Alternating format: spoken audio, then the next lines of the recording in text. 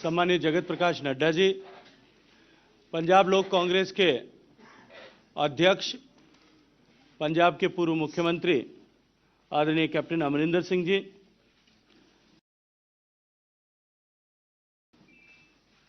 संयुक्त अकाली दल ढींसा ग्रुप के अध्यक्ष आदरणीय सुखदेव सिंह ढींसा साहब, भारत सरकार में मंत्री आदरणीय हरदीप पुरी जी, भारत सरकार के मंत्री आदरणीय सोम प्रकाश जी, सभी लोग आज यहाँ मंच पर उपस्थित हैं।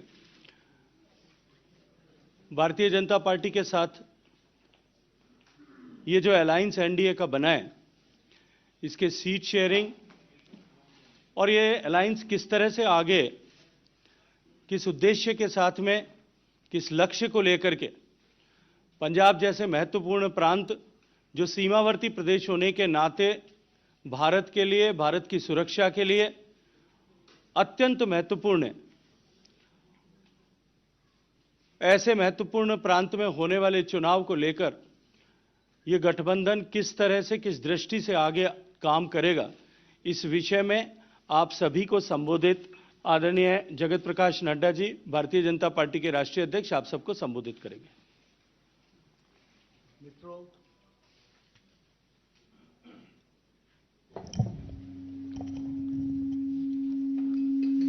आज की इस प्रेस वार्ता में मेरे साथ यहाँ उपस्थित पंजाब लोक कांग्रेस के हमारे अध्यक्ष कैप्टन अमरिंदर सिंह जी, हमारे संयुक्त अकाली दल ढींसा के कन्वीनर और अध्यक्ष श्री ढींसा जी, और हमारे बीजेपी के स्टेट के प्रेसिडेंट अश्विनी शर्मा जी, चुनाव के प्रभारी गजेंद्र सिंह शेखावत जी, भारत सरकार में मंत्री हरदीप पुरी जी, हमारे सोम प्रकाश जी और हमारे अनिल बलूनी जी, मीडिया के हमारे कन्वीनर। आज हम सब लोग यहाँ पर पंजाब के चुनाव के दृष्टि से जो एनडीए अलायंस हमारा हुआ है, वह भारतीय जनता पार्टी, पंजाब लोक कांग्रेस और संयुक्त अकाली दल ढींसा, हम सब लोग मिलकर के पंजाब के विधानसभा का चुनाव लड़ रहे हैं। और ये एनडीए का अलायंस जो हम तीनों लोग मिलकर के लड़ रहे हैं। सीट शेयरिंग के बारे में जैसा अभी गजेंद्र जी ने बताया, एक लंबी प्रक्रिया के बाद और चर्चा के पश्चात हम लोग इस विचार के साथ सहमत हुए हैं, और वो मैं ब्रॉडली फिगर्स बता रहा हूँ, 2-3 ऊपर नीचे वो अलायंस और सीट्स को लेकर के तय होगा। लेकिन भारतीय जनता पार्टी 117 सीटों में 65 सीट्स भारतीय जनता पार्टी लड़ेगी। हमारे पंजाब लोक कांग्रेस कैप्टन अमरिंदर सिंह जी के नेतृत्व में 37 सीट्स लड़ेंगी और 15 सीट्स संयुक्त अकाली दल ढींसा जी के नेतृत्व में लड़ा जाएगा। ये चुनाव, जैसा कि मैंने कहा कि this is the broad figure which I am giving, and 1-2 ऊपर नीचे अकॉर्डिंग टू द सीट्स रहेगा। मित्रों, जहाँ तक चुनाव का सवाल है, ये एनडीए अलायंस इस चुनाव को बहुत ही सीरियसली और बहुत ही महत्वपूर्ण चुनाव है, इस दृष्टि से इसको लेते हैं। हमारे लिए पंजाब स्टेट एक बॉर्डर स्टेट है, और बॉर्डर स्टेट के साथ साथ यह देश की सुरक्षा से जुड़ा हुआ प्रदेश है, और देश के महत्वपूर्ण सुरक्षा के विषय के लिए पंजाब का स्टेबल रहना और मजबूत सरकार बनना, यह देश की आवश्यकता है, यह प्रदेश की आवश्यकता है। लगभग 600 किलोमीटर का बॉर्डर हमारा पाकिस्तान के साथ लगता है। Right from Pathankot to Fazilka 600 long kilometres का बॉर्डर हमारा पंजाब का पाकिस्तान के साथ लगता है। और हमें मालूम है कि पाकिस्तान की हरकतें वेस्ट से हमारे देश के लिए किस तरीके के रहे हैं, वो भी हम सबको मालूम है। कैप्टन साहब ने इसका जिक्र भी किया है कई बार, और भारतीय जनता पार्टी तो राष्ट्रीयता के विषय को लेकर के हमेशा आगे बढ़ती रही है। तो हम लोगों ने वहाँ पर जो देखा है, एक तो ड्रग्स की स्मगलिंग, आर्म्स की स्मगलिंग, एम्यूनिशंस की स्मगलिंग और सोफिस्टिकेटेड वेपन्स को स्मगल करने का काम तो पाकिस्तान की ओर से हमेशा यहाँ भेजने का काम, इस तरीके का प्रयास, कुत्सित प्रयास चलता रहता है। साथ ही साथ ड्रोन्स के मदद से यहाँ ड्रग्स, एम्यूनिशन, इसको भी पहुंचाने की कोशिश, एक कुत्सित प्रयास चलती रहती है। इसलिए security is a very important issue as far as Punjab election is concern. इसको हमको ध्यान में रखना चाहिए। हम सबको मालूम है कि हमारे देश के प्रधानमंत्री मोदी जी के विजनरी और डायनेमिक लीडरशिप में देश बहुत तीव्र गति से आगे बढ़ रहा है और देश एक तरीके से लीप्स एंड बाउंड में आगे बढ़ रहा है, छलांग लगाता हुआ आगे बढ़ रहा है हर दृष्टि से। उसको डिरेल करने का कुत्सित प्रयास देश विरोधी ताकतें करती हैं और उस डिरेलमेंट में पंजाब के थ्रू एक्टिविटी हो, वेस्टर्न बॉर्डर पर एक्टिविटी हो, यह देश विरोधी ताकतों की हमेशा मंशा रहती है।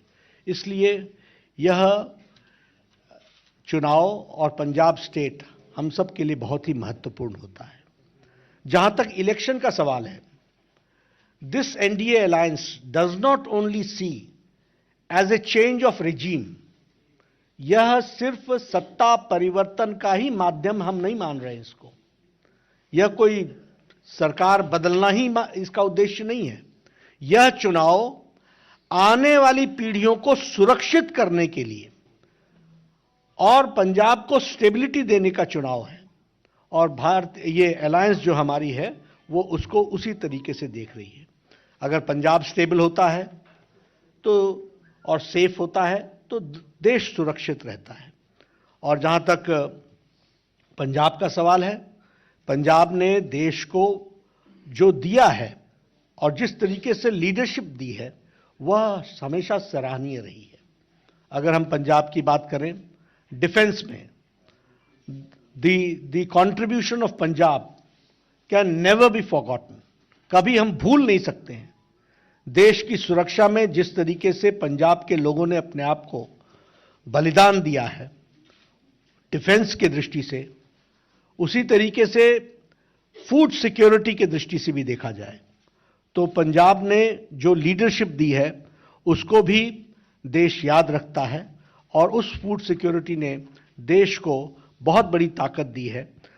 पंजाब ने हमेशा हमारे आशाओं को पूरा किया है। It has always fulfilled the expectations of the people of the country. इसलिए Punjab has been a leader in its own way और उन्होंने हम लोगों को दिया, हम लोगों को देश को एक दृष्टि से दृष्टि भी दी, दिशा भी दी है और ताकत भी प्रदान की है। इसको हमको ध्यान में रखना चाहिए। अगर हम सैक्रिफाइस की बात करें तो हम कभी भी गुरु गोविंद सिंह जी के बलिदान को नहीं भूल सकते, उनका हम योगदान को हम नहीं भूल सकते हैं। गुरु तेग बहादुर जी के बलिदान को हम नहीं भूल सकते हैं, जिनको हम हिंदी चादर के रूप में जानते हैं। उसी तरीके से अगर हम देखें तो जो शौर्य और बलिदान पंजाब का रहा है उसको सदा सदा भारत का इतिहास याद रखेगा। इसलिए वैलर और sacrifice of Punjab is always kept in high esteem and उसको हम पूरी इज्जत और पूरे याद करते हुए उसको हमेशा जो उन्होंने शहादत दी है, जो उन्होंने बलिदान दिया है, जो उन्होंने शौर्य दिखाया है, उसको देश हमेशा नमन करता है और याद करता है। पंजाब ने हम लोगों को सांस्कृतिक दृष्टि से भी नेतृत्व दिया है, पंजाब ने हम लोगों को राजनीतिक दृष्टि से भी नेतृत्व दिया है और पंजाब ने आर्थिक दृष्टि से भी हमको नेतृत्व दिया है।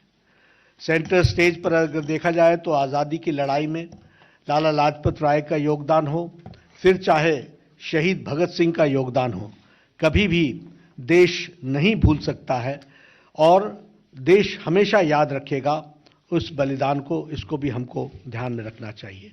अगर हम बात करें बलिदान के दृष्टि से तो जब मैंने कहा कि शहीद भगत सिंह को हम याद रखते हैं, तो उसी तरीके से मास्टर तारा सिंह जी के भी कंट्रीब्यूशन को हम नहीं भूल सकते हैं।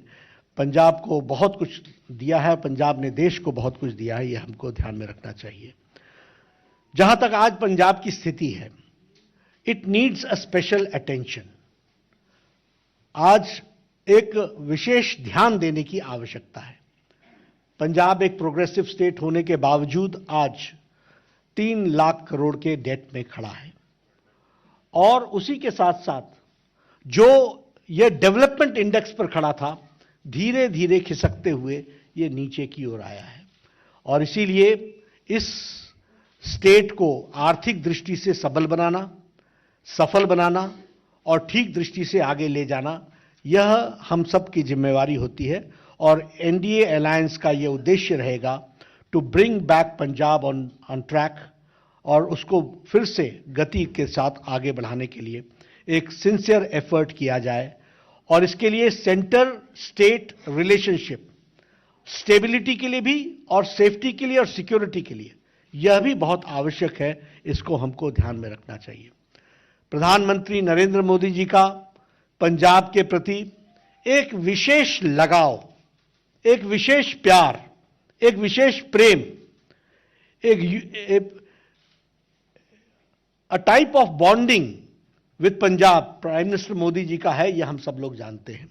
और फिर मैं ये कहने के लिए नहीं कह रहा हूं, अभी आपने देखा होगा 26 तारीख को, 26 दिसंबर को वीर बाल दिवस के रूप में मनाना, और हमारे गुरु गोविंद सिंह जी के शहजादे बाबा जोरावर सिंह, शहजादे बाबा फतेह सिंह, उनकी शहादत को याद करते हुए 26 दिसंबर को वीर बाल दिवस के रूप में मनाना, यह बताता है कि पंजाब ने जो सैक्रिफाइस किया है उसको प्रधानमंत्री जी किस तरीके से देश के साथ, बाल दिवस के साथ उसको जोड़ करके देखते हैं, वो हम सबके ध्यान में आता है।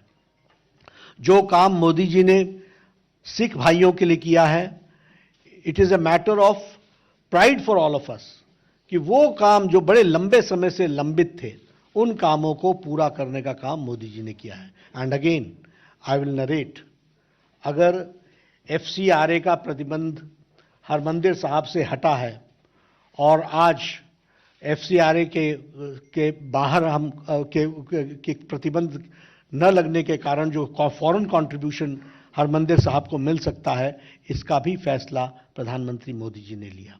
उसी तरीके से लंगर पर जीएसटी टैक्स हटाना, यह एक बहुत बड़ा फैसला है, और इस जीएसटी टैक्स के आईजीएसटी टैक्स, जीएसटी टैक्स, इसको हटाने का काम भी किया है।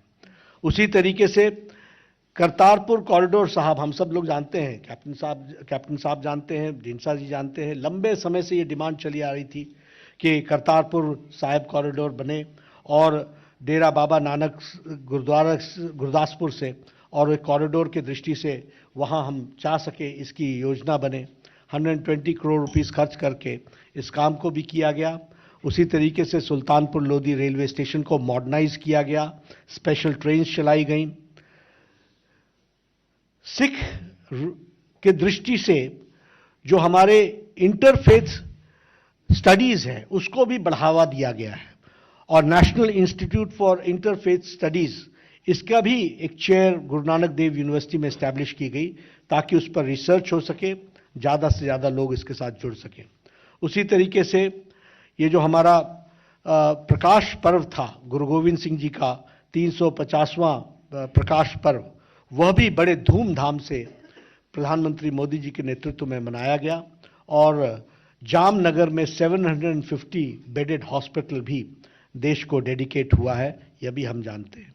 उसी तरीके से फिर चाहे वो जलियांवाला बाग का जीर्णोद्धार का विषय हो, और उसको मॉडर्नाइज करके उसमें लाइट एंड साउंड प्रोग्राम को करने की बात हो, वहाँ से लेकर के ये जो हमारे सिख भाइयों को लंबे समय तक ब्लैकलिस्ट किया हुआ था, उनको ब्लैकलिस्ट से भी उसको ब्लैकलिस्ट से हटाना, यह काम भी एक लंबे समय से ये डिमांड चली आ रही थी, इसको भी पूरा किया है। तो प्रधानमंत्री मोदी जी ने इसको पूरा किया है। This we should all remember. उसी तरीके से हम दिल्ली में बैठे हैं, यहाँ बहुत लोग जानते हैं 1984 का रायट्स सिख के ऊपर जो जिस तरीके से अटैक हुआ था और मैसेकर हुआ था, उस पर भी 1984 में इतने लंबे समय से जो न्याय के मिलना चाहिए था वो न्याय नहीं मिल पा रहा था। प्रधानमंत्री मोदी जी ने एसआईटी बैठा करके और जो हमारे विक्टिम्स थे उनको उनके आंसू पोंछने का काम किया, और जो दन करके दिल्ली में घूम रहे थे आज वो तिहाड़ जेल में हैं, उनको अंदर डालने का भी काम किया है, तो वो प्रधानमंत्री मोदी जी ने किया है। ये हम सबको समझना चाहिए। मित्रों, पंजाब के बारे में हम सबका कंसर्न है और कैप्टन अमरिंदर सिंह जी ने उस बात को कहा भी है। बॉर्डर स्टेट है, सिक्योरिटी का इशू है, और जिस तरीके से लोग सिक्योरिटी के इश्यूज के साथ खिलवाड़ करते हैं उसको हम डिनाउंस भी करते हैं, और देश को सिक्योर करने के लिए पंजाब स्टेबल रहे, सेफ रहे, इसकी आवश्यकता है। हम यह भी जानते हैं कि माफिया राज ने एक तरीके से माफिया ने पंजाब को कई दृष्टि से खोखला किया है। आज land mafia, sand mafia, drug mafia, ये सब लोग वहाँ पर एक तरीके से पंजाब को अंदर से खोखला करने का काम कर रहे हैं, और इसलिए हम ये अलायंस ये कमिटमेंट के साथ आगे बढ़ता है कि हम इस माफिया राज को समाप्त करेंगे, ड्रग माफिया को नस्तो नाबूद करेंगे, लैंड माफिया, खनन माफिया, सैंड माफिया, ये जितने माफियाज हैं इनको हम बुक्स में लाएंगे और इनके खिलाफ एक्शन लेंगे, यह भी हम विश्वास दिलाते हैं। और इसके साथ साथ हमारी नीति, जो भारतीय जनता पार्टी राष्ट्रीयता से ओतप्रोत है, उसी तरीके से पंजाब लोक कांग्रेस ने हमेशा सिक्योरिटी को इशू माना है, और उसी तरीके से ढींसा साहब ने भी सिक्योरिटी को इशू माना है। इसलिए zero tolerance against terrorism, we believe in zero tolerance, और इसको हम पूरा करने के लिए हम अग्रसर होंगे। मित्रों, पंजाब में सेंटर स्टेट कोऑर्डिनेशन की आवश्यकता है। केंद्र में एनडीए की सरकार है और अब प्रदेश में एनडीए अलायंस चुनाव लड़ रही है। प्रदेश में भी हमारी सरकार बने, यह हम अपील भी करते हैं, और इस अपील के साथ हम जनता के बीच में जाते हैं। डबल इंजन की सरकार की आवश्यकता पंजाब को है, और डबल इंजन की सरकार को हमको वहां पर लाना है। इस काम को पूरा करने के लिए हम सब लोग एनडीए के अलायंस में चुनाव लड़ रहे हैं। आप लोगों के साथ हमारी बार बार मुलाकात होगी। मैंने आपके सामने चुनाव में जाने की भूमिका, उसके बारे में भी कुछ इंगित किया है, और चुनाव में हमारा अलायंस के नंबर्स के बारे में भी आपको हमने चर्चा की है।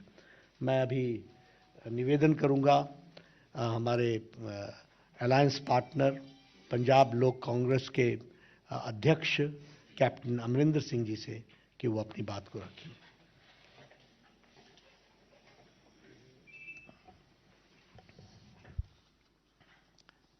नड्डा साहब,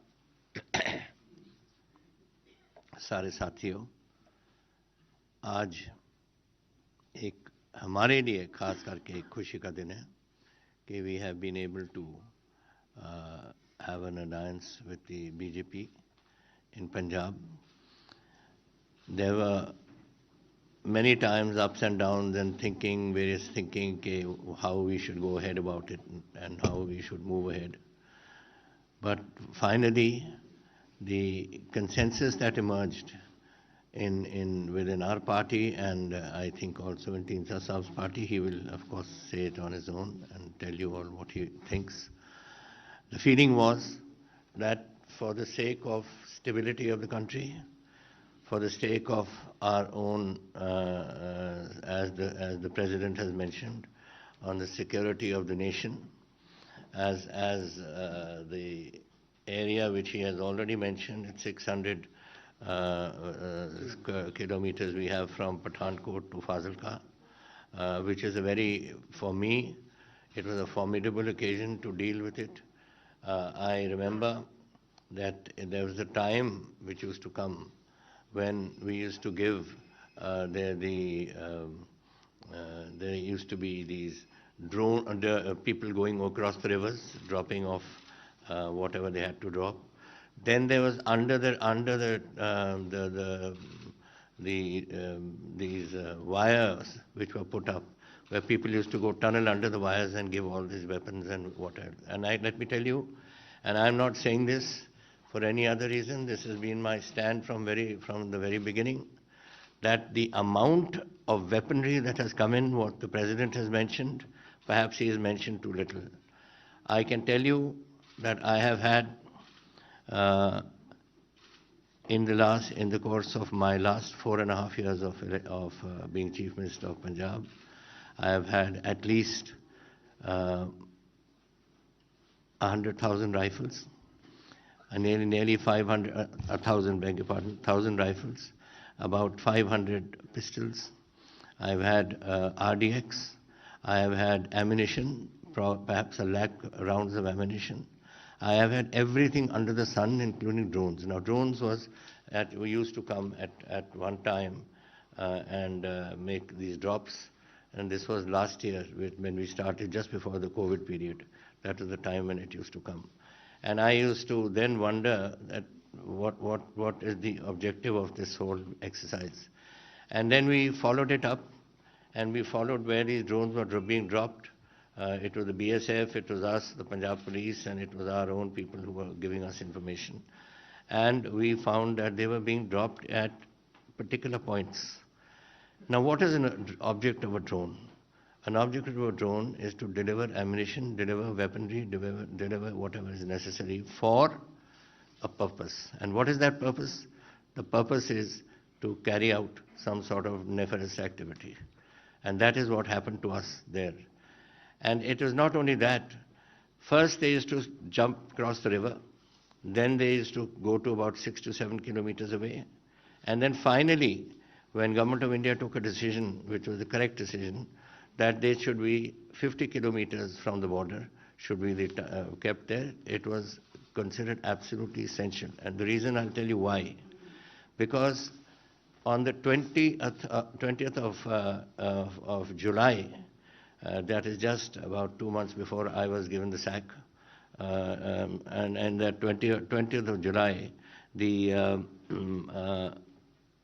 delivery of those weapons went up to 31 kilometers.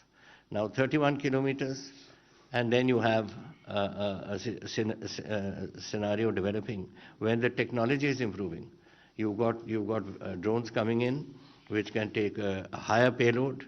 It can take a higher distance it can cover, and it was quite apparent to us that this was only a beginning.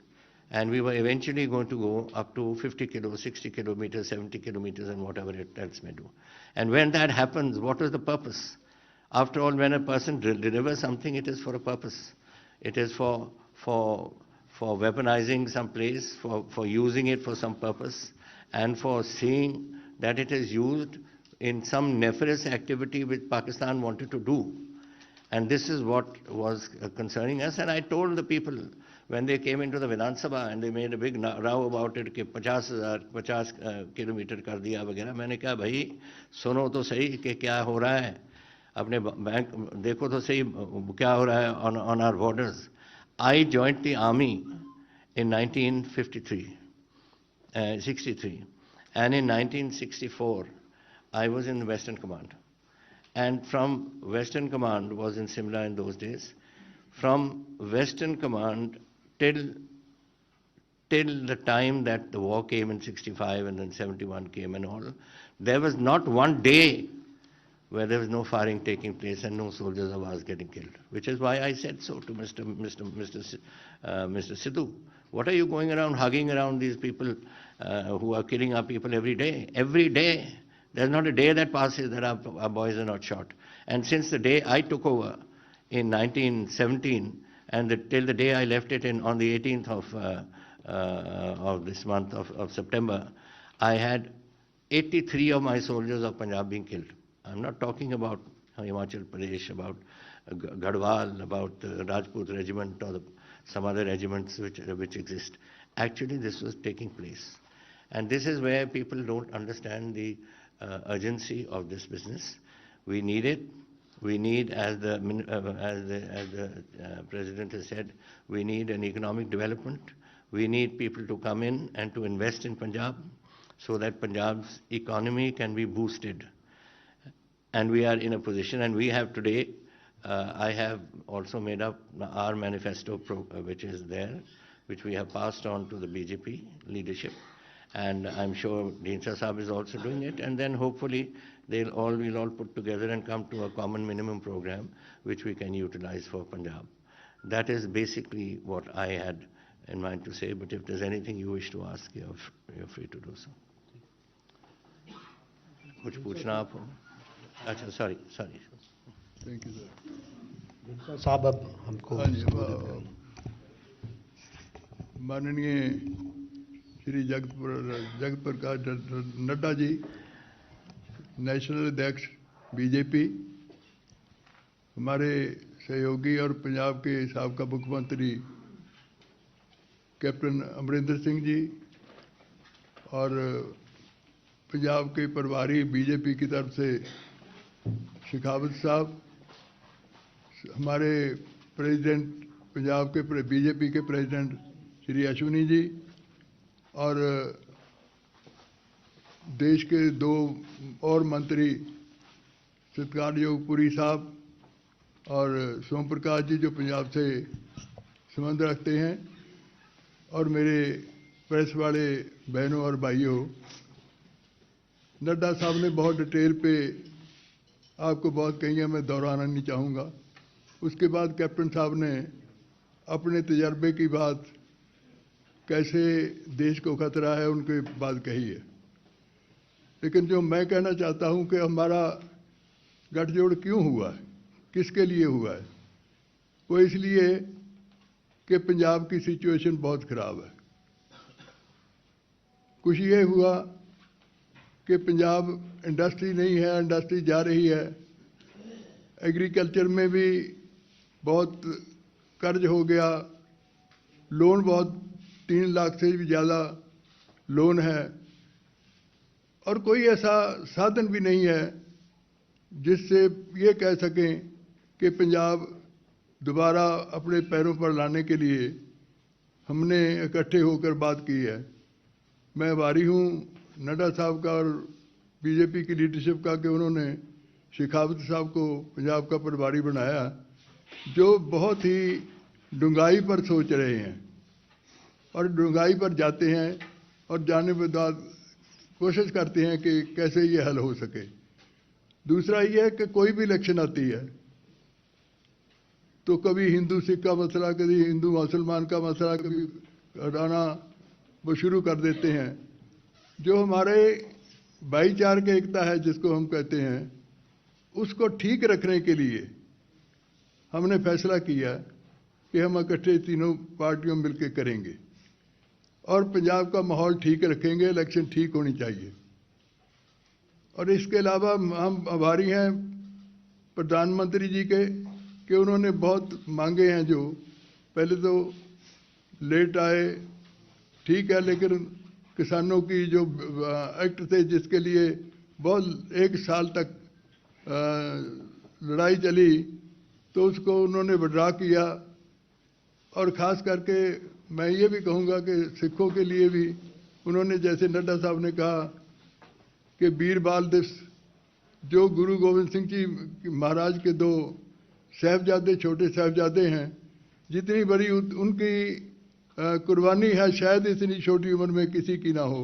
किसी ने 70 साल हो गए, 75 साल, किसी ने याद नहीं किया, तो हमारे प्रधानमंत्री जी ने किया, करतारपुर लांघा किया और ब्लैक लिस्ट खत्म की, और भी बहुत बातें हैं।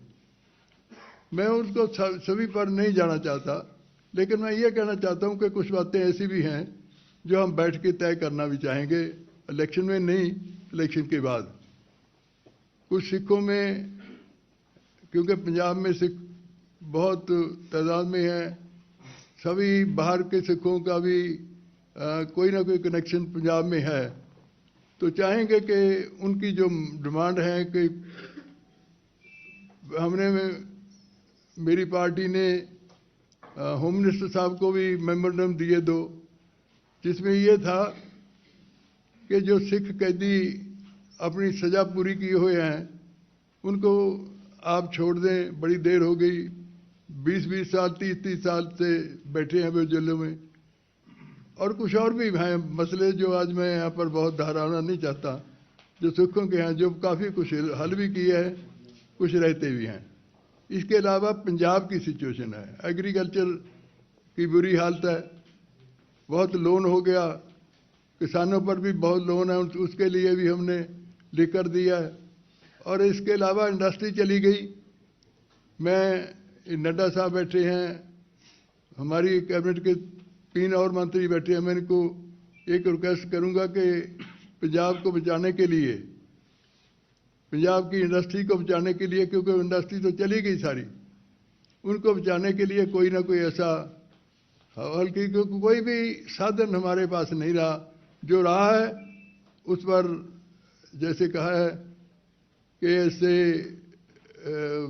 चाहे रेत माफिया हो, माफिया चले हुए हैं, चाहे ट्रांसपोर्ट माफिया हो, चाहे कोई माफिया हो, वो माफिया चल रहे हैं। उनको रोकने के लिए हम तीनों पार्टी कोशिश करेंगे कि मिलके उस पर काबू पाया जाए। इसलिए पंजाब को बचाना, सरहदी स्टेट है और बैरियर के जिसके लिए नड्डा साहब ने बड़ी डिटेल बताई है कि इन्होंने पंजाब ने क्या क्या किया है, चाहे देश की आज़ादी हो, चाहे देश के बाद जंगें लड़ी हों, और चाहे फूड सिक्योरिटी की बात हो, तो पंजाब ने लीडिंग रोल अदा किया है। तो मैं चाहूँगा कि हम तीनों बैठ के मिल के उसको सुलझाने के बाद अगर सरकार बन जाती है, हमारी कोशिश करेंगे तो हम उसको सुलझाने के लिए कोशिश करेंगे। इसलिए हमने इकट्ठे होकर फैसला किया है कि पंजाब को बचाना बहुत ज़रूरी है। पंजाब को उस रास्ते पे दोबारा लाना उस पे बहुत ज़रूरी है। इसलिए हमने सभी ने मिलकर बात किया है। तो मैं समझता हूँ कि हम दोनों तीनों मिलके इसको दोबारा उसी लाइन पर ले आएंगे। बहुत बहुत मेहरबानी। और क्योंकि बहुत लंबे से बड़ी डिटेल बता दिया, मैं बातें करता रहूं तो अच्छा नहीं है। बहुत बहुत मेहरबानी। धन्यवाद। मैं धन्यवाद करना चाहता हूं तीनों ही पार्टियों के नेतागणों का, मंच पर उपस्थित सभी नेतागणों का, और आप सब मीडिया के मित्रों का भी, कि आप सब ने आज अपनी इस प्रेस वार्ता में अपनी उपस्थिति दर्ज की। बहुत बहुत धन्यवाद।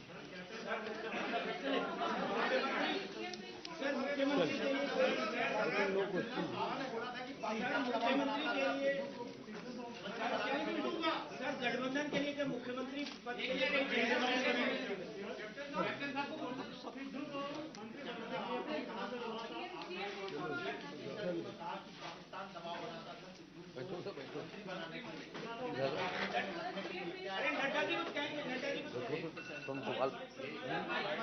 सवाल पूछो। बैठो सर, एक minute. Let me tell you one thing first. How is our association with Pakistan? Patiala had 40% of its population was Muslim. Okay? So in my last government, Dr. Manmohan Singh sent me to make contact and to try and see if some friendship can develop between Parvez Elahi and us, and सब ये बात ही हुई। तो ऐसे बातें हमारी चलती रही। मेरे कॉन्टैक्ट्स अपने दोस्तों के साथ, अपने जो फ्रेंड हमारे पुरानी फैमिलीज़ हैं, जो हमारे prime minister for instance for 10 साल के लिए मुस्लिम नवाब लियाकत हयात खान रहे। सो ये ऐसी बातें चलती रही। Now about, if I remember correctly, it was 20th of July. Firstly, let me tell you, I removed Mr. Sidhu from the job because the man was totally incompetent, incapable and totally useless in his job. He was looking after local self-government. 70 दिन के लिए उसने एक file नहीं पूरी की थी। तो मैंने उसको बुलाया 2-3 बार और मैंने कहा तू अगर वैसे काम करेगा तो जा कहीं और you can, I can give you power, you want power, you can take it. He said I don't want power. I said then you leave my government. I don't want you in my government. ये हुआ। फिर मुझे कुछ I think it was about 2-3 weeks or 4 weeks later or something like that, I get a message from somebody we know. He knows and I know. And उसे उन्होंने request की है कि अगर सिद्धू को आप अपनी गवर्नमेंट में ले सकते हो तो ले लो, और अगर काम नहीं करेगा निकाल देना। ये मैसेज था मेरे लिए। अगर मिस्टर सिद्धू काम नहीं करेगा तो निकाल देना। मैं और कहाँ से पाकिस्तान की बात कर रहा हूँ। I am telling about Pakistan. Pakistan से मैसेज ये आया मुझे कि the prime minister has sent a request कि if you can take Sidhu into your cabinet I will be grateful, he is an old friend of mine, और अगर आप अगर वो काम नहीं करेगा तो उसको निकाल देना। That was what the message which came and that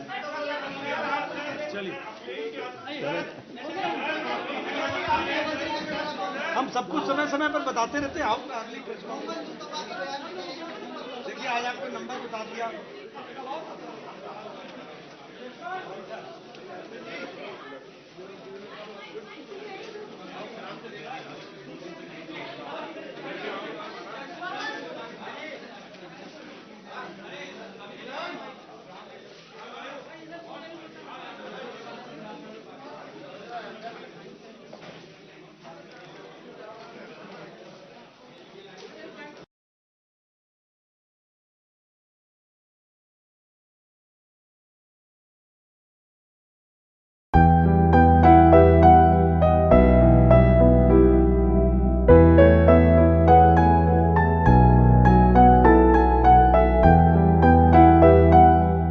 मैं 12वें राष्ट्रीय मतदाता दिवस के अवसर पर भारत के सभी मतदाताओं को बधाई एवं शुभकामनाएं देता हूं।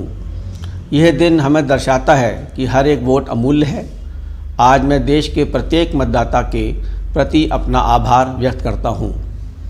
विश्व के कई भाग ऐसे हैं जहां वोट देने का अधिकार एक लंबे संघर्ष के बाद हासिल हुआ।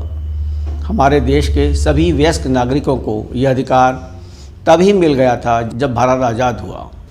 वोट देने का ये अधिकार बहुमूल्य है। आपको पूरी समझ के साथ अपने इस अधिकार का इस्तेमाल अवश्य करना चाहिए। मतदान केंद्रों पर आपकी उपस्थिति हमें प्रेरणा देती है। लोकतंत्र की नींव उस वक्त और मजबूत हो जाती है जब मतदाता अपना वोटर कार्ड हाथ में लिए मुस्कुराते हैं, जब वे मतदान के लिए बेहद ही सब्र के साथ लाइन में खड़े अपनी बारी का इंतज़ार करते हैं। भारत की चुनाव प्रणाली दुनिया की सर्वश्रेष्ठ चुनाव प्रणालियों में से एक है और मेरे प्रिय मतदाता, आप इसका केंद्र हैं। इस वर्ष का राष्ट्रीय मतदाता दिवस और भी अधिक महत्वपूर्ण है। ये दिवस भारतीय चुनावों के 70 वर्षों के पूरे होने और देश की आज़ादी के 75वें वर्ष के अवसर पर मनाया जा रहा है। 7 दशक पहले देश में पहले आम चुनाव आयोजित किए गए थे। 17.25 करोड़ से अधिक मतदाताओं के साथ पहला चुनाव वाकई पूरे विश्वास और ईमानदारी से किया गया। ऐसा काम था जिसका उदाहरण मानवता के इतिहास में बहुत कम देखने को मिलता है। तब से भारत निर्वाचन आयोग पूरी दृढ़ता के साथ लोकतंत्र के रास्ते पर लगातार आगे बढ़ रहा है। हमने मतदाताओं के साथ सिर्फ स्वतंत्र और निष्पक्ष ही नहीं बल्कि ऐसे चुनाव कराने का प्रयास किए जो समावेशी, सुगम, सहभागी और एक उत्सव की तरह हों। इसी भावना के साथ राष्ट्रीय मतदाता दिवस 2022 की थीम समावेशी, सुगम एवं सहभागी निर्वाचन की ओर अग्रसर रखी गई है। भारत जैसे बड़े और विविधताओं से भरे देश में चुनाव कराना हमेशा से ही एक चुनौतीपूर्ण कार्य रहा है। इस समय पूरे